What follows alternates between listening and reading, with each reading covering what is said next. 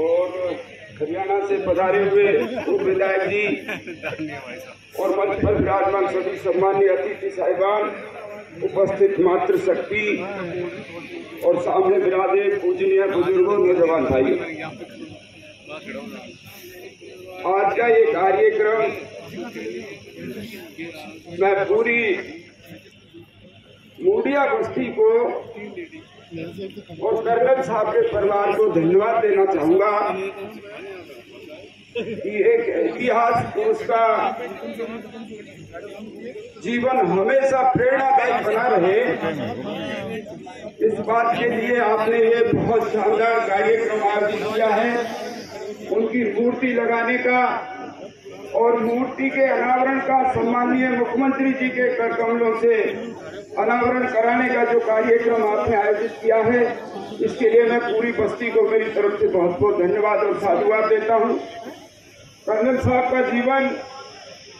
उनके संघर्ष की गाथाएं और सादगी भरा उनका जीवन, अनुशासन और दुनिया के जितने भी आज तक के आंदोलन रहे हैं, संघर्ष रहे हैं, उनमें शायद गुर्जर कौम का जो ये आंदोलन रहा आरक्षण का, दो बातों के लिए याद किया जाएगा। अनेकों बार राजस्थान की धरती पर सरकारों के खिलाफ अपनी कौम की मांग को मनवाने के लिए जब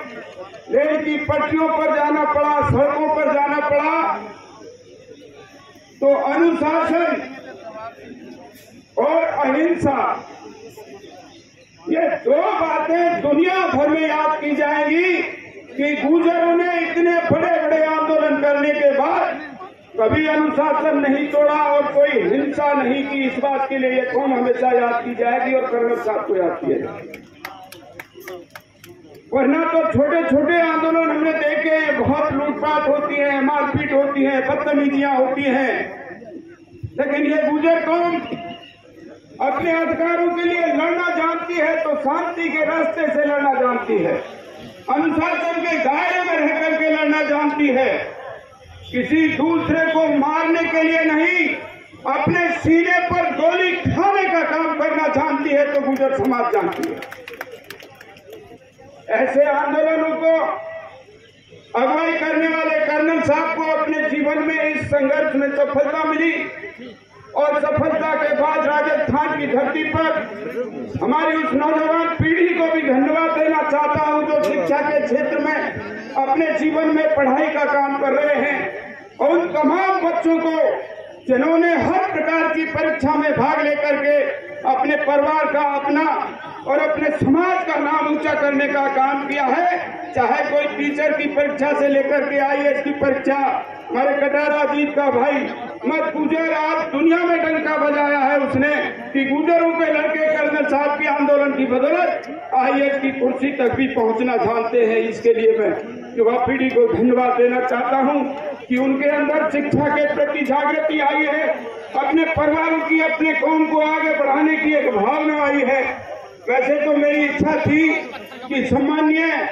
मुख्यमंत्री जी के सामने कुछ बातें करता, लेकिन जब है तो मैं मंच पर विराजे हैं हमारे जो भी सम्मानीय अतिथि साहिबान हैं, सरकार में जिनका दखल है, मैं इनसे निवेदन करना चाहता हूं। ये तो तमाम लोग बैठे हैं। भड़ाना जी, ये मूडिया धरती और इस मूडिया धरती को नदमात का इलाका कहा जाता है। यह मूडिया बस्ती इस नदमात के इलाके का हाई कोर्ट है और करौली से पांचना बांध से निकल के भरतपुर के केवलादेव राष्ट्रीय पक्षी उद्यान तक एक नदी बहती है, गंभीर नदी। मुझे याद है बचपन,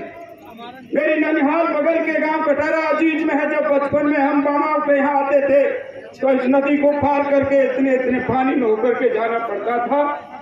और करीब इस नदी के किनारे बसने वाले 250 गांव और 250 गांवों के लाखों किसान परिवार, सभी जाति बिरादरियों के और हजारों की संख्या में पशुधन आज पानी के संकट के दौर से गुजर रहा है। मेरी इस मंच के माध्यम से इन तमाम बैठे हुए लोगों की तरफ से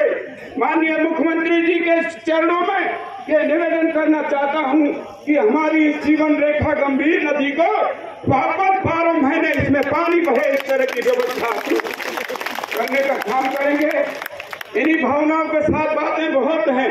लेकिन इन्हीं भावनाओं के साथ जो आप जितने भी लोग यहाँ पधारे हैं, आप सबका तहे दिल से हार्दिक स्वागत करता हूँ और मुड़िया बस्ती को धन्यवाद देता हूँ कि आपने मुझे कर्नल साहब के इस पुनीत कार्यक्रम पर मुझे याद किया, यहाँ बुलाने का मौका दिया, आप सबके दर्शन करने का मौका दिया।